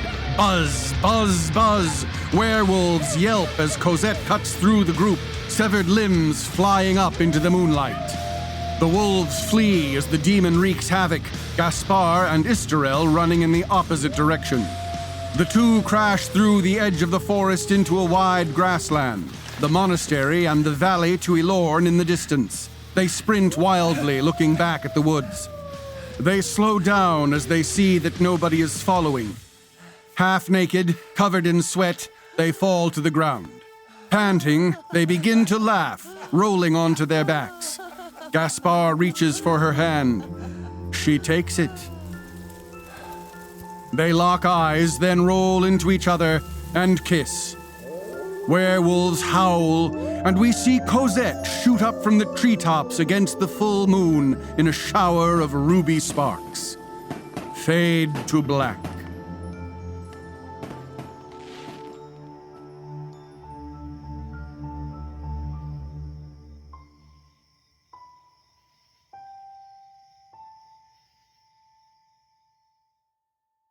Chapter 6: The Horror of Ylourgne. The chill, malignant fires of twin stars burn in the dark. By degrees, the stars dissolve into the eyes of Nathaire, his pale facial features rising from the chaotic murk. Welcome. Reveal: Gaspard is seated against a large swath of tapestry, his wrists bound, giant chainmail links hanging around him. His shoulder is bandaged. He blinks, disoriented. So, Gaspard du Nord has come to see his former master. Gaspard winces as the necromancer returns to his luxurious low couch, wheezing. Demons and familiars work at the large luminous vats in the background, drifting to and fro in the shadows. Nathaire. What happened? What is the last thing you recall? Istarel. We escaped the woods, the werewolves, You've forgotten quite a lot. A symptom of the Tarrasque's venom. Quick flashes of a horrific moat monster attacking. The Tarrasque? Let me fill in the gaps for you. You survived the night with your companion in the great lowering forest and were reunited with your sweet brother at his monastery. Flashback. A crow lands on a crooked tree, observing Bernard as he emerges from the monastery to embrace Gaspard. Bernard holds his brother at arm's length to have a look. He and Istarel are half naked and tussled. This is Istarel. Bernard bows to her. The crow flies away toward Ylourgne. No doubt you witnessed his brethren, busy about groveling and shrieking incoherent pleas for protection from the arch-fiend. Bernard leads them into the building, converted into a makeshift military barracks. Monks practice fighting with swords and shields. Badly. Stefan steps up to meet Gaspar, covered in chainmail and war paint, holding a large mace, accompanied by the hunchback. This is Brother Stefan? Not just Stefan. One name, no bullshit. Later, in the chapel, they huddle with Gaspar, who holds up a compact mirror. I'll use this to communicate the size of the threat to Isterel, but I'm going to confront Nether alone and try to reason with him. You and the monks are the first line of defense should he refuse to stand down. We'll be ready. Stefan cocks his mace. Somehow. Back in the castle of Ylourgne, Gaspar looks down at his empty belt. Your possessions are here, with me, including your lady's magic mirror. You lied to me about Isterel. She's not a monster. Perhaps. I run a school for young men. One must minimize distractions. But I didn't lie about her deceptive nature. In her culture, one is not allowed to leave the artifactory unless one has found a replacement. Did she tell you that? Or did you think your orphan problem was solved so handily? Gaspar looks queasy. Nether holds up the compact mirror. When one watches from above, it is not difficult to pull the strings. She played you for a fool. If your looks bear credible witness, you are mortally ill, Nether. And the time is short in which you can atone for your deeds of malice. What foul and monstrous brew are you preparing? And what have you done with the dead bodies that were stolen by your familiars? Nether tosses the mirror off into the castle. It shatters. You and I have both been engaged in the miracle of creation. He lifts his arm and the room fills with light. Reveal, Gaspar sits inside of a 100-foot-tall skeleton. The macabre framework is complete in every part, with ribs like arches and great finger bones curving claw-like on the floor. Loose chainmail armor adorns the torso, and Gaspar is seated in the tapestry that bedecks the pelvis. The teeth are set in a cruel grin, the eyes seething with myriad lights as demons creep in and around the skull. They that came here as many shall go forth as one. You mean to animate this Colossus? Yes! Yes, I do! You encountered our proof of concept on your way, the Tarrasque. Flashback. Gaspar emerges from the valley, exhausted by his climb. He sees the rotted drawbridge, the blocks of the Barbican, and begins mentally mapping his crossing when dust plumes from the moat. Gaspar extends his spear. The Tarrasque roars out through the grimy cloud, a dragon-like beast of 25 feet that moves like a dinosaur, albeit with long primate forearms and a spiky shell along its back. It releases a broken shriek and charges at Gaspar. I'd prepare a lovely breakfast in anticipation of this spectacle. We see Nether on the broken tower far above, sipping tea, munching a croissant, a crow alighting next to him. Gaspar waits as the monster charges him, then drops onto his back at the last moment. He pushes a telekinetic blast at the creature's jaw, forcing its head up to reveal a fleshy pink patch at its throat. Gaspar plants his spear on the ground and rolls away. Squelch! The body weight of the beast drives the spear straight through its throat and head, viscera blasting out in choking spurts. Nether frowns and throws his cup to the ground. I'd forgotten how well you memorized the details of my bestiaries. Except for one thing. Gaspar turns around, proud of himself, just in time to see the tip of the Tarrasque's tail whip-snap into his shoulder. Back in Ylourgne, Gaspar winces. Blood seeps from his bandage. So much is made of the fiery breath and the spiky shell of the Tarrasque. Everybody forgets about the poison tail. But as you know, I have a mind for detail. If you had remained with me, Gaspard, and had not drawn back in your petty squeamishness, it would now be your privilege to share in the creation of this prodigy.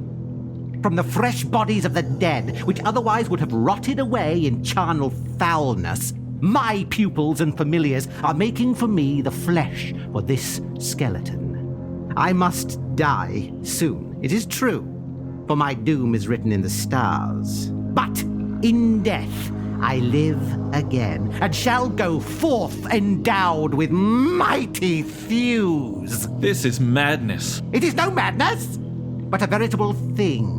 My soul, at the death of its present body, will pass into this colossal tenement through the working of certain spells of transmigration. And I shall go forth to visit vengeance on the people of Avalon, who have long hated me for my necromantic wisdom, and have held me in derision for my dwarf stature. Nether, it was I who lamed you. Oh? Flashback to the Ylourgne town square. A loose gathering of angry peasants shout at a younger Nether who cowers near the town's central fountain as stones are lobbed in his general direction. A boy, young Gaspar, nods to a couple of chums and lifts a flat, sharp stone from the ground, whipping it at the dwarf. Crack! The stone hits Nether's knee, causing him to stumble and twist the leg in a sickening direction. He shrieks. I was a spoiled child. When I came to you for learning, I was also coming to you for redemption. In the castle. And like a spoiled child, you walked out when things became difficult. I refuse to shatter the peace of the grave with your necromancy. There may be no heaven, there may be no hell, but there is peace in death. You're afraid of the sight of blood. I have broken all laws of man and nature, so allow me to tell you, your plan to travel to the future is impossible. It's a willful fantasy that frees you from admitting you hate these disgusting animals. Foolish, cruel men. Deceitful women incapable of love. Rutting sloths in peacock feathers. Stripping them from the earth will please me to the very bones. It remains only to invest those bones with necrotic flesh and blood. Nether claps his hands and Red appears, his red hair matted with sweat. My good Gaspard, there's nothing whatever to be done with you, is there? Except to put you safely out of the way. Providentially for this purpose, there is an oubliette beneath the castle. A somewhat dismal lodging place, no doubt, but one that was made strong and deep by the grim lords of Ylourgne. Red pushes Gaspar into a dungeon room, his hands still bound in front of him. There is a round grate in the floor. You don't have to do this. I remember you. I saw your father recently. He spoke of you. The pupil grabs a long hook and opens the grate. Oh, so you were at the tavern? Yeah, it was a tavern. How did you... Oh. He pushes Gaspar into the oubliette. From below, we see the circle of the opening, the pupil looking down.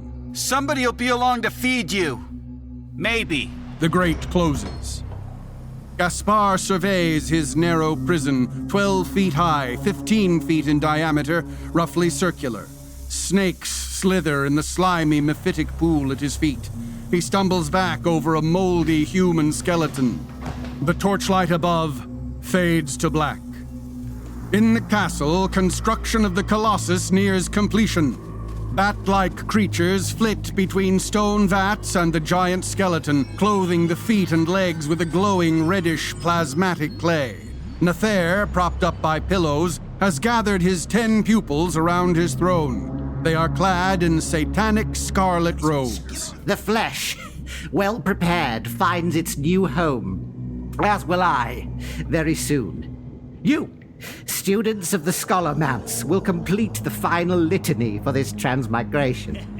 And as your reward, you shall travel with me to dispense wrath and inherit the spoils. The bastard princes of blasted Avalon! All hail, Master Nether! Once you have completed this repugnant rite, and I am reborn as a Colossus, I want you all to climb into that basket over there. He points at an enormous basket outfitted with a harness, like the gondola of a hot air balloon. That's for us?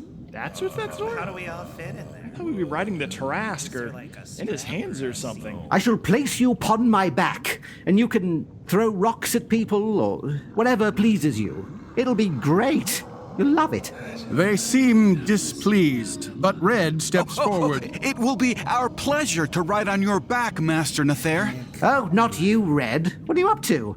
You need to stay with Gaspard. But... Don't get sneaky. I gave you a job. Angry, Red storms away. Big Ears sneers at him. Don't sneer at him, Big Ears. He has important work to do, as do all 9 of you, my dearest students.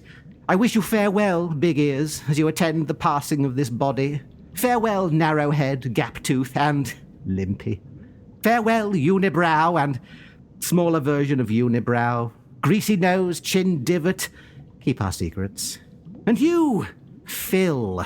So nondescript I had to learn your Christian name. Something very difficult for my satanic brain, as I've explained. You're very special as well. We begin to hear the satanic chanting of the pupils as the demons and familiars pour flesh over the bones of the Colossus. Drums keep pace as the enormous thighs are revealed, the mighty chest, stupendous hands, all glowing with life as the flesh seethes and sculpts itself into place. Giant patchwork tapestries hang from the waist and chest, gleaming rings of chainmail protecting vital areas of the huge body. We see the sleeping face of the monster, seen in profile athwart the pouring moon. Nathair's face, remagnified 100 times, twisted with madness and malevolence. The drums halt suddenly as the last of the large vats is emptied over the Colossus. Its fiery red glow dims. Nathair, surrounded by his kneeling, chanting students, suddenly takes a sharp breath, then collapses. The eyelid of the giant trembles like a great curtain. The outflung fingers, bluish as a row of corpses, twitch. The lungs of the Colossus expand as it comes to life. The eye opens, the hand clenches, the ground rumbles. At the monastery, Stefan and a group of monks crowd around the rooftop as the entire valley shakes. Bernard parts from Istarel to meet the crowd. She opens her compact mirror. Her father's image is within. I don't yet know the nature of the threat. Gaspard is in there. It doesn't matter. You must return home now. The girl has run away.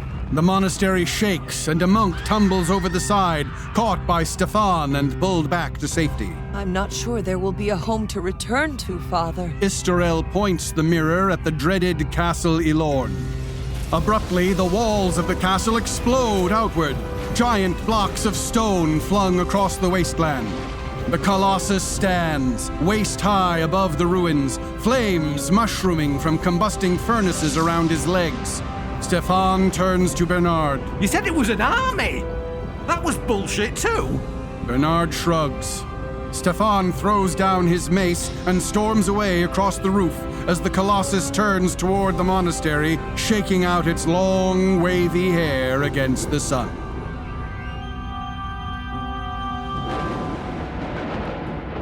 Chapter 7. The Coming of the Colossus. The cleric walks his small dog in front of the great cathedral of Ylourgne, pausing to look up. A ruby comet scars the blue sky, moving slowly away from the storm clouds gathering in the north. It is a prophecy of bale and pestilence to come. The cleric turns to see an old woman next to him with a box of vegetables. Yes, disastrous portents. My dog's been sick for a week. He lifts the dog and cradles it. You're a little too familiar with that thing. I don't know you. I thought we were getting friendly. Well, that wasn't a very friendly thing to say. It takes a friend to tell you the truth sometimes. We keep dogs around under the table to clean up the scraps and to wipe our hands on their fur, not to cradle like a baby or a lover. That's an unnatural omen right there. You're an unnatural omen. The old woman gasps, scandalized, and storms away. Shh, I know. My life is the worst. At the monastery, a monk screams as he is trampled to a pulp by a mob of his brothers. The abbot kneels before a cross in his opulent cell, praying. The ground rumbles. He clambers to the window. Outside, the Colossus smashes another wall of the castle as he stumbles into the valley. Monks rush by the abbot's door. Bernard stops to look in. Father, run away with us! No, we must be courageous and pray. The laughter of the Colossus rings out as the ground shakes. Red stumbles into the dungeon with a basket of food. From down inside the oubliette, we see the grate open and the redhead lowering the basket with a rope, holding a torch in one hand. Gaspard! Here's all your food. To hell with Nathaire. I'm leaving. No response. The pupil drops the rope into the hole. You're on your own. Sorry. He turns to walk away, and the rope shoots out of the hole, wrapping around his leg like a tentacle. Ah! He's pulled into the oubliette with his torch. Outside of the castle, the Colossus lifts the skewered body of the Tarrasque from the moat, crushing the monster, squirting viscera into the air. Its malignant eyes light up at the violence. It laughs, dropping the creature to the ground and setting forth into the valley, gaining confidence with each stride. In the dungeon, Red moans in pain as Gaspard points a slapdash skeleton bone spear at him, the torch in his other hand. Is there a secret passageway? Huh? A weakness in the walls? Tell me! No. The whole castle has fallen and this dungeon still stands. I was supposed to wait 3 days and then free you, you fool. Now we're stuck. There's nothing else for your rope to grab onto up there. What? He's doing all this for you. You think he didn't know you were the one who lamed him? You tried to make up for a mistake. He admires you, loves you, thinks you're the only one worthy of his gift. I didn't want to believe it, but he told me in a feverish delirium. This cruelty. For me. He will slake his thirst for blood, yes, but in his wake, you will have a new world. He knows your stupid plan to travel to the future won't work. He has willed you all of his vast wealth and a blasted kingdom to remake as you wish, a place for your science to take hold. Averone will be yours, Gaspard. High above the valley, Nathaire's devil-ridden pupils hold on for dear life in their basket harness as the Colossus storms toward the monastery, laughing. The monster pauses to pick up a large block of stone from the shattered castle and hurls it. Istarel, Bernard, and Stefan urge fleeing monks through the front door as the building is rocked by the boulder. The Colossus approaches the monastery, looking through a window in the tower. He sees the abbot staring out at him. The abbot falls to his knees, praying. The Colossus laughs, tears an immense rock from a hillside with both hands, and flings it at the monastery. The room caves in and crushes the abbot, blood spraying. Istarel and the monks run clear of the crumbling building. Bernard points to a green spectral glow from the woods. That's a rare sight. Crash! Magnifique leaps out into the clearing at a gallop, powered by swirling emerald energy, Aggie in the saddle. Aggie. Come on, Magnifique. Lightning fast, the horse gallops past them, leaving a trail of jade dust in its wake. Magnifique gallops down the valley toward the Colossus, which watches with glee as the horse loses its footing. Aggie is thrown, she and Magnifique tumbling down the hill. Seeing this, Istarel motions to Bernard and runs. Stay here! Stefan steps up to him, looking at the wreckage as the remaining monks flee across the clearing to the woods. What a waste. The gardens are still here! Stefan shakes his head at his friend. Istarel blasts a grappling hook down the slope of the hill into the valley. The rope magically goes taut, and Istarel vaults high into the air across the giant's view. She lands on the valley floor and combat rolls toward the felled horse, which whirs as Aggie attempts to right it. The ground shakes as the Colossus marches toward them. Istarel helps Aggie push the horse upright, seeing a blazing green jewel embedded in its forehead. You stole this from my father. The horse bursts to life. Aggie climbs into the saddle. Sorry, only room for one. She gallops off, leaving Istarel behind. The Colossus looks down as the horse weaves between its legs. Back at the gardens, Stefan sees Istarel struggling. We should help her. She said to stay, and it's hard to take my eyes off these woods. Stefan turns to see monks running back in their direction. In the valley, Istarel gathers her grappling hook. The Colossus careens toward her. Howling erupts from beyond the monastery. The Colossus looks up to see tribes of fully transformed werewolves charging out of the woods behind the monks. He smiles and forgets all about Istarel. Stefan and Bernard cower as he leaps over the monastery and rushes toward the lupine rabble.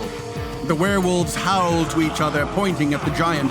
The Colossus laughs and dives forward into the meadow to meet the creatures, like a criminal diving onto a bed covered in cash. They clamber over his body, biting and scratching. He rolls, crushing them, picking them from his hide and dropping them into his mouth, gnashing as they yelp in pain. Back in the dungeon, Gaspar and Red sit together, eating from the basket. And you know what?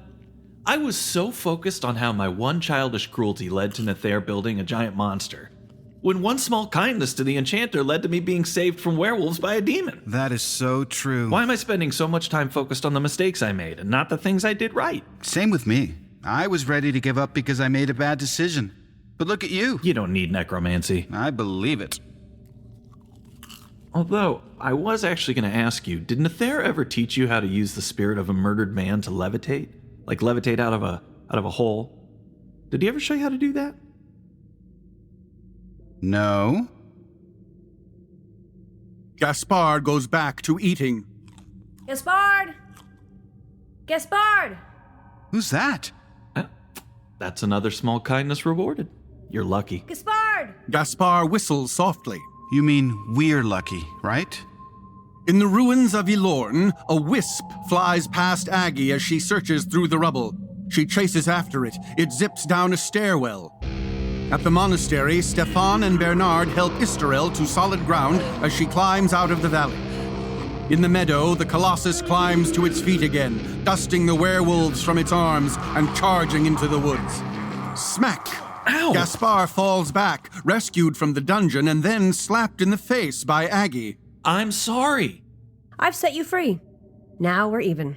I thought it was for the best. I didn't know. Can you throw the rope down? My family stayed together, good or bad.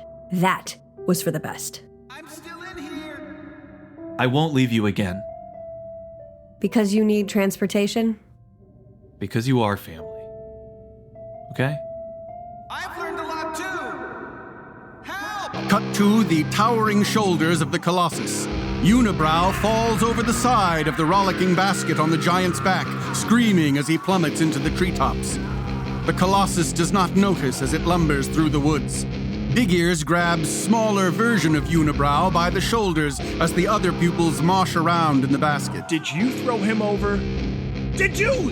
Smaller version of Unibrow only smiles. Magnifique arrives at the monastery gardens. Aggie, Gaspar, and Red all astride the machine. We have to get back to Ylourgne. The horse can be adjusted to fit more riders. I don't know if you noticed. Gaspar climbs down and crosses to Istarel as the monks gather. I can't go back. In the distance, they see the Colossus pull a huge tree out by the roots and strip the branches. Istarel, there was a time when I would have left it all to Nether and run away with you. Probably yesterday. Yesterday I would have done that. But because of you, because of Aggie, because of Red, I want to save Everon. Who's Red? I'm your brother. That's actually not my name. I'm sorry for what I did to you, Aggie. I got away with some good stuff. What else did you take? So Nether told the truth. Aggie was your replacement. I used an opportunity to escape, but I love you, Gaspard. The demon was right. We fell in love. But if you do save Aviron, I need to get as far away as I can. My father sees everything. Gaspar places his hand on Istarel's cheek tenderly. She grasps his hand and they embrace. Cut to the two-bedroom thieves' den of Mr. and Mrs. Daring in the suburbs of Ylourgne. Mrs. Daring sits at her full-length mirror, brushing her long hair. Mr. Daring paces back and forth behind her. You know, darling, sometimes I regret all of the thieving we've done. An image of Jehan appears in the mirror suddenly. Shh, don't shush me. The ground rumbles. Everybody needs to run away. The Colossus is coming. Run! Now! Mr. Daring goes to the window. The Colossus appears in a flash of daytime lightning amidst gathering black clouds. He steps back, shocked. What do we do? He turns and grabs her by the shoulders. I'm sorry for what I said. I don't regret anything. I only wish I could steal your heart away again. She puts her fingers to his lips tenderly. Shh.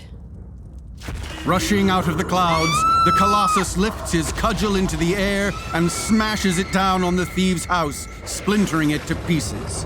Nathair laughs as thunder crashes and more lightning strikes around him. This is no good. This guy's gotta go.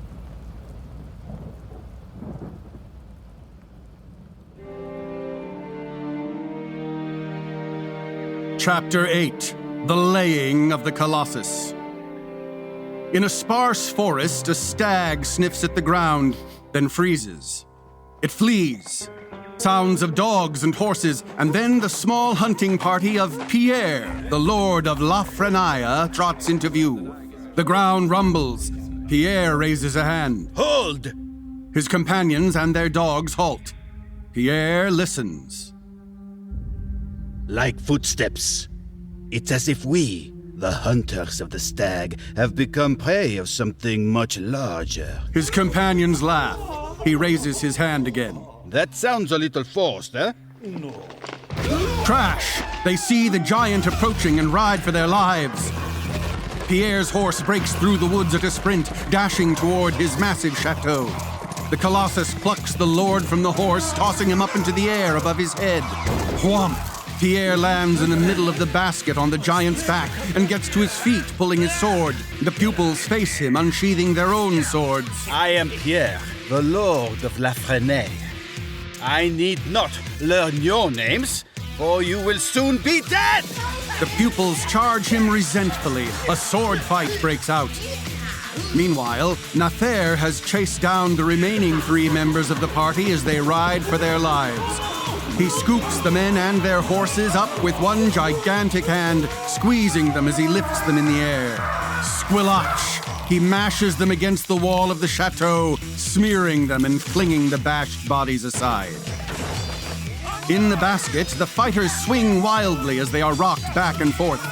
Cut to Magnifique zooming through the woods, Aggie at the reins. He won't be able to resist that church. Just ride right past him. Right on cue, the Colossus spots the spire in the distance and heads toward it. As the giant turns, we see Magnifique break through the trees and gallop around him in the other direction, unnoticed. In the basket, Gaptooth opens his mouth and screams as Pierre runs him through against the side. Limpy shuffles over to attack, but Pierre flips him over the edge. As the others reach over to save him, Pierre vaults off of their backs and plunges his sword into the shoulder of the Colossus. Outside of the church, Nathair grimaces and reaches to snatch Pierre, holding him up, then whipping his body down on the spire, impaling him with a squirting splitch. I am still Nathair, you fools, and you will protect me or be crushed. The pupils are tossed about roughly as Nathair steps on a group of fleeing worshippers, then kicks the church. Cut to a small hamlet. We see screaming villagers gathering their children and fleeing the stalking monster. Big Ears and Phil throw stones over the side at them. Crunch! A tailor is brained by a rock as the cook he was running with is snatched by a giant hand. Nathair dangles the cook above his mouth and drops her in.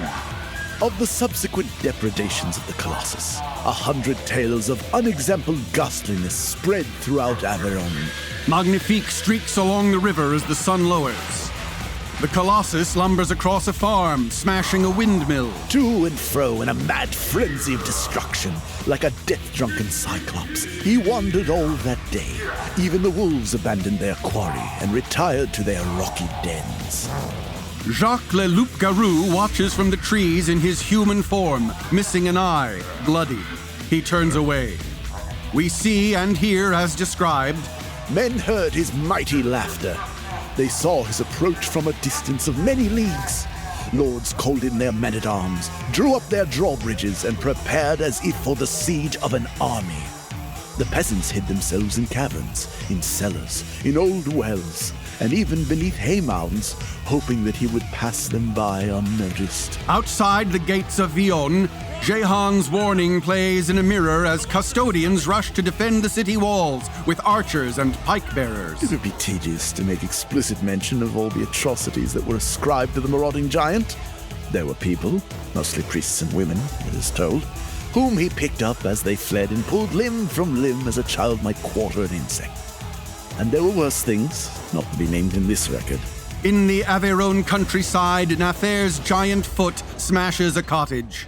Back and forth in an irregular, drunken zigzag course, from end to end and side to side of the harried realm, the giant strode, leaving behind an ever-lengthening zone of havoc. Cut to the graveyard outside the walls of Ylourgne. And when the sun, blackened by the smoke-burning villages, had set luridly beyond the forest, men still saw him moving in the dusk. The sexton watches the giant silhouette in the distance against flashes of lightning in the sunset.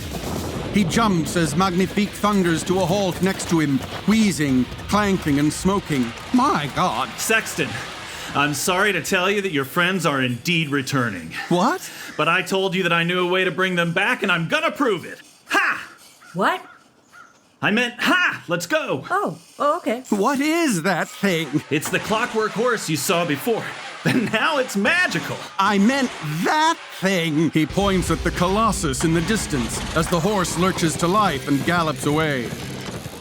Thunder rumbles as they enter the Ylourgne town square, barely noticed in the throngs of people running through the front gates. Entering the gates of Ylourgne at sunset, Gaspard hoped that the monster would not invade the city, the especial object of Nathair's hatred and malice, until the following day, and would continue to terrorize, during the night, the outlying villages. In his dusty, overstuffed shop, the apothecary grabs a stylus, dips it in ink, and writes.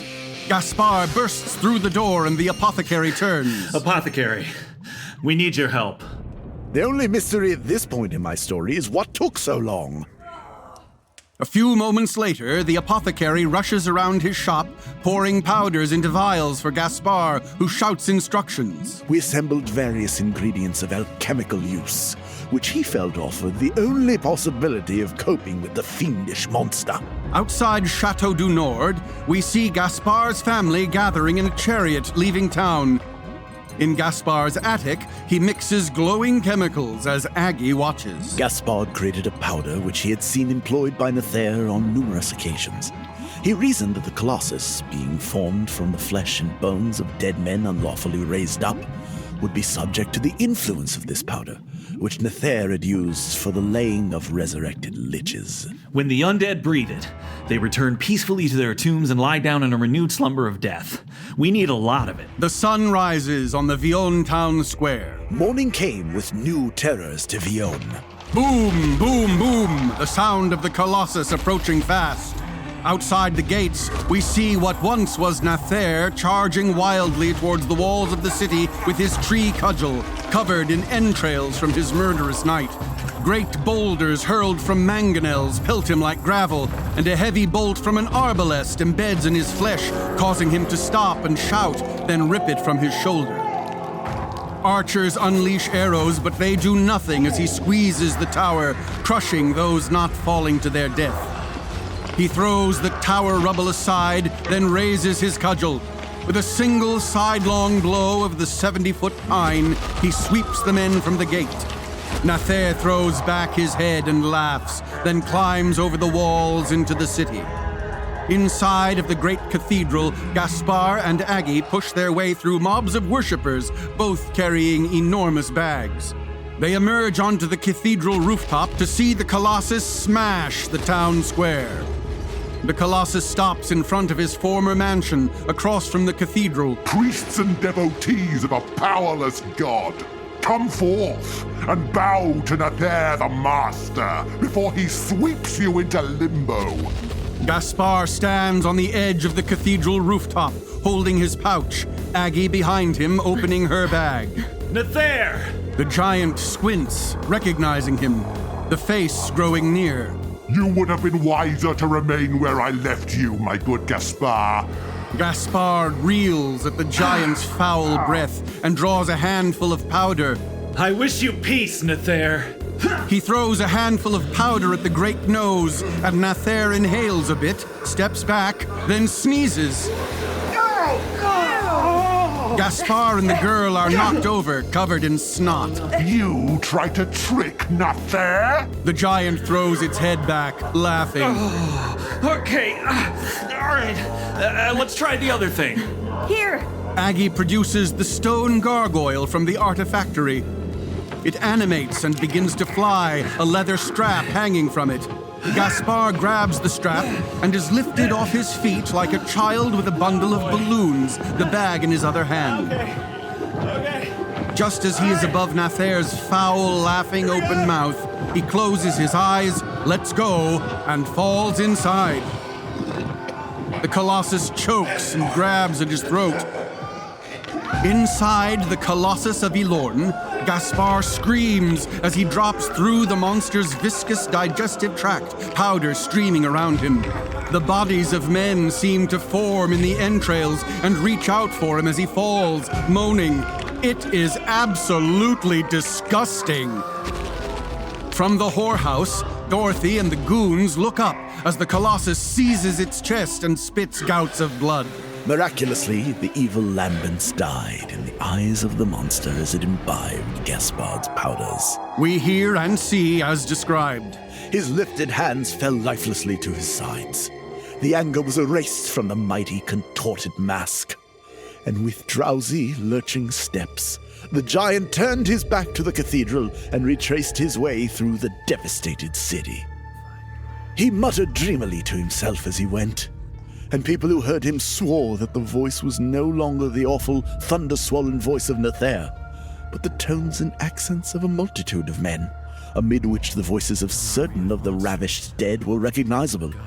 And the voice of Nathair himself, no louder now than in life, was heard at intervals through the manifold mutterings, as if protesting angrily. The sun moves down in the sky as we see. The Colossus went to and fro for many hours, searching, as people thought, for the various tombs and graves from which the hundreds of bodies that had composed it had been so foully reft. But there was no grave anywhere in which the dead Colossus could lie down. Towards evening, men saw it from afar on the red rim of the sky, digging with its hands beside the river. There, in a self-made grave, the Colossus laid itself down and did not rise again. We hear the remaining pupils screaming as the thing comes to rest on its back. The pupils of Nathair, it was believed, unable to descend from their basket, were crushed beneath the mighty body. Cut to the small, half-crushed chapel. Gaspard was found in the church of St. Zenobi later that day, where the Colossus had buried the church beneath a mountain of ordure in its quest for a grave, as if in a final act of mindless defiance. Gaspard emerges, covered in blood and excrement, looking insane. A moment as he looks at himself, realizing he's alive. In its resting place, the sun passes over the giant's corpse as it time-lapse rots. For many days, no one dared approach the place where the corpse lay uncovered in its self-dug grave. And so the thing rotted prodigiously beneath the summer sun, breeding a mighty stench that wrought pestilence in that portion of Aveyron. And so, in the end, Nathair's plan came to fruition, although the artifactor's tower remained standing, and Gaspard did not stay to rule over the blasted and blighted land. In the monastery gardens, Gaspard, clean, a streak of gray in his hair, walks toward his brother with Aggie and Magnifique at his side. Bernard embraces them, other monks working around him. The gardens are lush, and the monastery is being rebuilt. They walk to the edge of the valley, looking out over the ruins of the castle in the distance. She said she couldn't use her mirrors anymore, but that you'd find her on the other side of Ylourgne. Stefan went along. The other side of Ylourgne. Then that's where we'll go. He looks to Aggie, who nods. We see he and the girl set out with Magnifique, Red on the saddle with them. Of Gaspard du Nord, who had been the savior of the province, it was related that he lived in much honor to a ripe age, being the one sorcerer of that region who at no time incurred the disapprobation of the church. The apothecary continues to write, now in a rebuilt, much nicer shop. However, I happen to know some details of Gaspard's further journeys. His vicious encounters with the werewolf Jacques, le Loup-garou, and the creatures he faced in his quest for his lost love, Istarel. for much is known to the apothecary. But that is for the next volume of the Apothecary Mysteries. As for this story, it's... We see his hand write the words on the page. The end.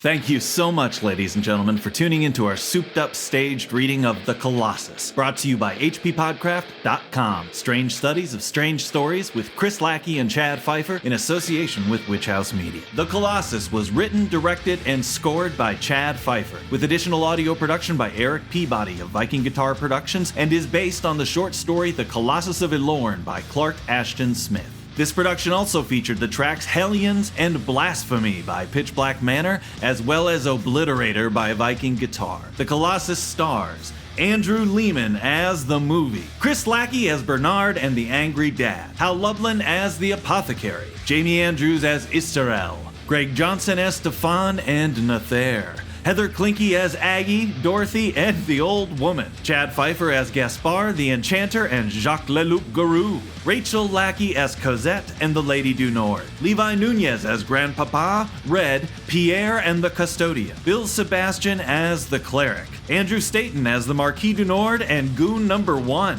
Erik Peabody as Theophile and Goon Number 2, Andreas Olivaria as the Abbot, KJ Middlebrooks as Jehan, Scott McDonnell as Mr. Daring, Megan Austin Oberly as Mrs. Daring, Joshua Bentley as the Naysayer, Jeff C. Carter as Big Ears, Dana Pupkin as Sephora, and Andrew Lehman once again as the Sexton. Thank you so much to the listeners of Strange Studies of Strange Stories, aka the H.P. Lovecraft Literary Podcast. Tell us if you liked this and share it far and wide. No tiny demons were harmed in the making of this film. hppodcraft.com.